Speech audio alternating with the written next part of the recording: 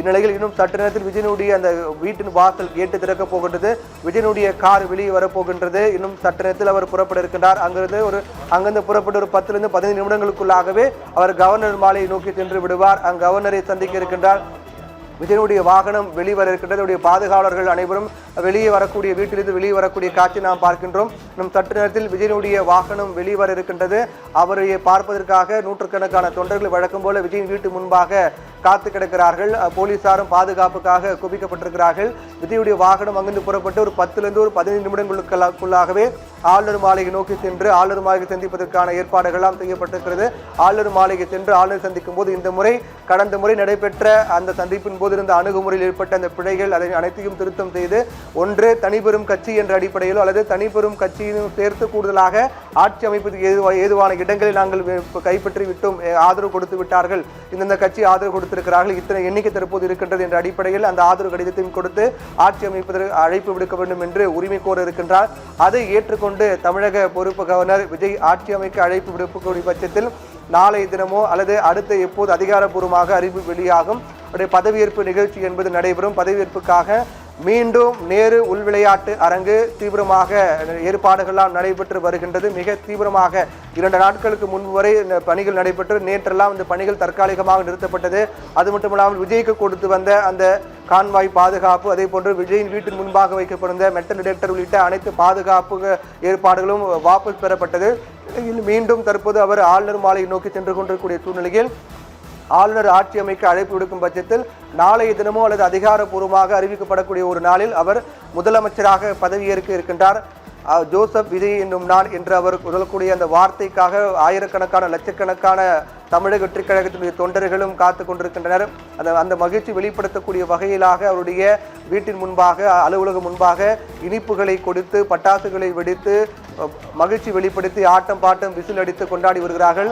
Chandrasekhar Joseph Vijay என்னும் நான் என்று அவர் சொல்லக்கூடிய அந்த வார்த்தை கேட்பதற்காக அவருடைய ஆதரவாளர்கள் தொண்டர்கள் என லட்சக்கணக்கானோர் காத்து கொண்டிருக்கிறார்கள். சந்திரசேகர் ஜோசப் விஜய் என்னும் நான் என்று அவர் முதலமைச்சராக பதவி பிரமாணம் ஏற்கக்கூடிய நிகழ்வை காண்பதற்காக அவருடைய தொண்டர்களால் ஆர்வமாக காத்துக் கொண்டிருக்கிறார்கள். முதலமைச்சராக பதவியேற்ற பிறகு அவர் போடக்கூடிய முதல் கையெழுத்து என்ன என்பது மிகுந்த எதிர்பார்ப்பு ஏற்படுத்தியிருக்கிறது. ஒவ்வொரு முறையும் சட்டமன்ற தேர்தல் நடைபெற்று ஆட்சி அமைக்கும் போது ஒரு கட்சி ஆட்சி அமைக்கும் போது முதலமைச்சராக பதவியேற்பு நிகழ்வு நடும்போது அவர் இடக்கூடிய முதலமைச்சராக யார் பதவியேற்கிறார்களோ அவர் இடக்கூடிய முதல் கையெழுத்து என்ன என்பது எதிர்பார்ப்பு ஏற்படுத்தும். நேரடியில் நாம் பார்த்துக் கொண்டிருக்கும் தமிழக வெற்றி கழகத்தினுடைய தலைவர் விஜய் வீட்டிலிருந்து புறப்பட்டு விட்டார். தமிழக வெற்றி கழக தலைவர் விஜய் கடந்த 2 முறை போல அல்லாமல் இந்த முறை அவருக்கு இருக்கக்கூடிய பெரும்பான்மை என்ற அந்த கடிதத்தை எடுத்துக்கொண்டு அவர் ஒரு புது கடிதத்தை தயார் செய்து புதிய ஆவணங்களை தயார் செய்து கவர்னரை சந்திப்பதற்காக தமிழக வெற்றி கழகத்தினுடைய தலைவர் விஜய் வீட்டில் இருந்து புறப்பட்டு விட்டார். இன்னும் ஒரு 10 to 15 நிமிடத்தில் அவர் கவர்னர் மாளிகை அடைவார் என்று எதிர்பார்க்கப்படுகிறது. அவரை பார்ப்பதற்காக தொண்டர்கள் அதே போன்று பாதுகாப்புக்காக குவிக்கப்பட்டிருக்கிறார்கள். போலீஸ் பாதுகாப்புடன் அவர் ஆளுநர் மாளிகை நோக்கி சென்று கொண்டிருக்கூடிய அந்த நேரலை காட்சியை நாம் பார்க்கின்றோம். விஜய் செல்வதற்கு முன்னதாகவே தமிழக வெற்றி கழகத்தினுடைய முக்கிய நிர்வாகிகள் அனைவரும் ஆளுநர் மாளிகை சென்று விட்டார்கள். விஜய்க்காக ஆளுநர் மாளிகை முன்பாக தமிழக வெற்றி கழக தொண்டர்கள் அதே போன்று நிர்வாகிகள் எல்லாம் காத்திருக்கிறார்கள். அதற்கேற்றபடியே அவர் தற்போது வீட்டிலிருந்து புறப்பட்டு விட்டார். பட்டினப்பாக்கம் வீட்டிலிருந்து விஜய் காரில் தமிழக கவர்னரை சந்திப்பதற்காக புறப்பட்டிருக்கக்கூடிய நேரலை காட்சியை நாம் பார்க்கின்றோம். வெளியில் தொண்டர்கள் பாதுகாப்புக்காக போலீசார் குவிக்கப்பட்டிருக்கிறார்கள். இன்னும் வழிநெடுங்கும் இருக்கக்கூடிய தமிழக வெற்றி கழக தொண்டர்களுக்கு வணக்கம் செலுத்தியபடி கைகூப்பி நன்றி தெரிவிக்கும்படியும் வணக்கம் செலுத்தும்படியும் அவர் சென்று கொண்டிருக்கூடிய நேரலை காட்சியை நாம் பார்க்கின்றோம். 2 முறை தமிழக கவர்னர் சந்திக்கும் போது அவருக்கு ஆதரவான நிலைப்பாடு கிட்டாத நிலையில் இந்த முறை நடக்கக்கூடிய சந்திப்பு என்பது ஒட்டுமொத்த தமிழக வெற்றி கழக தொண்டர்களுக்கும் ஒரு இனிப்பான செய்தியாக இருக்கும் என்பதில் எந்தவித மாற்று கருத்தும் இல்லை. வெளியில் அவருடைய ஆயிரக்கணக்கான தொண்டர்கள் விசில் அடித்து விஜய் வரவேற்கக்கூடிய வகையில் கொண்டாட்டத்தில் ஈடுபட்டு வரக்கூடிய நேரலை காட்சியை நாம் பார்க்கின்றோம். விஜய் தமிழக வெற்றி கழகத்தின் தலைவர் ஆளுநரை சந்திப்பதற்காக சென்று கொண்டிருக்கிறார். ஆளுநரை சந்தித்து இந்த முறை அவருக்கு இருக்கக்கூடிய இந்த பெரும்பான்மைக்கான கடிதம் அதே சமயத்தில் தனிப்பெரும் கட்சி என்ற அடிப்படையிலும் பெரும்பான்மை எங்களுக்கு இருக்கின்றது என்ற அடிப்படையிலும் அவர் ஆட்சி அமைக்க உரிமை கோர இருக்கின்றார்.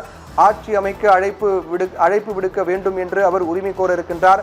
118 என்ற மேஜிக்கை 107 தமிழக வெற்றி கழகம் ஒரு இடத்தை நாம் கடித்தோம் என்றால் 5 இடங்கள் காங்கிரஸ் 112, அது போக 6 இடங்கள் 3 கம்யூனிஸ்ட் கட்சிகள், அதாவது இந்திய கம்யூனிஸ்ட் 2, மார்க்சிஸ்ட் கம்யூனிஸ்ட் 2, விசிக 2 என 3 கட்சிகள், 2 கம்யூனிஸ்ட் கட்சிகள், விசிக என 3 கட்சிகளும் சேர்த்து 6 இடங்கள் விஜய்க்கு ஆதரவு என்ற நிலைப்பாட்டின் அடிப்படையில் தான் ஆதரவு, தனக்கான ஆதரவு 118 என்ற ஆதரவு என்பது கிட்டத்தட்ட உறுதியாகிவிட்டது, கிளியர் ஆகிவிட்டது.